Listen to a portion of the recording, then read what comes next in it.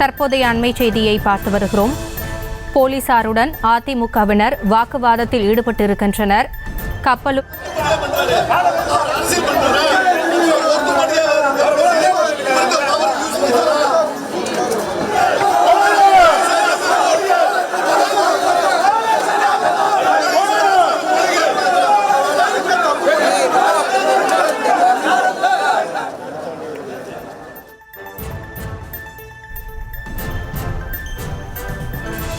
கப்பலூர் சுங்கச்சாவடியை அகற்ற கோரி போராட்டம் நடத்துவதாக முன்னதாக தெரிவிக்கப்பட்ட நிலையில் தற்பொழுது அதிமுகவினர் போராட்டத்தில் ஈடுபட்ட பொழுது போலீசாருடன் அதிமுகவினர் வாக்குவாதத்தில் ஈடுபட்டிருக்கின்றனர்.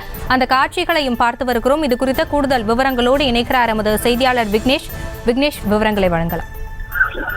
நிச்சயமாக ஆசினி, அதாவது காலையிலிருந்து கப்பலூர் சுங்கச்சாவடி விவகாரமானது விஸ்வரூபம் எடுத்த நிலையில் கப்பலூர் டோல்கேட் விவகாரத்தில் கைது செய்யப்பட்ட முன்னாள் அமைச்சர் ஆர்பி உதயகுமாரை மேலக்கோட்டை பகுதியில் உள்ள தனியார் மண்டபத்தில் அடைத்து வைக்கப்பட்டுள்ளனர்.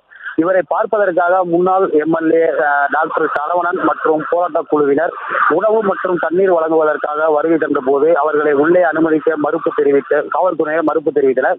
இதனால் முன்னாள் அமைச்சர் ஆர்பி உதயகுமார் காவல்துறையுடன் வாக்குவாதத்தில் ஈடுபட்டார். அப்போது நான் என்ன தப்பு செய்தேன், மக்களுக்காக போராட்டம் செய்கிறேன், என்னை ஜெயிலுக்கு வேணால் அழைத்து செல்லுங்கள், நான் என்ன தீவிரவாதியா, என்னை பார்ப்பவர்களை ஏன் அனுமதிக்க மாட்டேங்கிறேன் என்று காவல்துறையினுடன் அங்கு உள்ள கண்ணாடிகளை உடைத்து விட்டு வெளியே செல்ல எவ்வளவு நேரம் ஆகிவிடும், அமைதியான முறையில் போராட்டம் செய்து வருகிறேன், அராஜகத்தில் ஈடுபட்டு வருகிறீர்கள் என போலீசாரிடம் வாக்குவாதத்தில் ஈடுபட்டு வந்ததால் பரபரப்பு ஏற்பட்டது.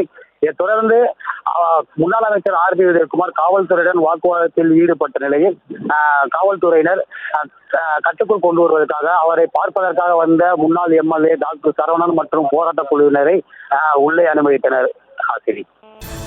விவரங்களுக்கு நன்றி விக்னேஷ். செய்திகளை உடனுக்குடனும் துல்லியமாகவும் தெரிந்து கொள்ள சப்ஸ்கிரைப் பண்ணுங்க.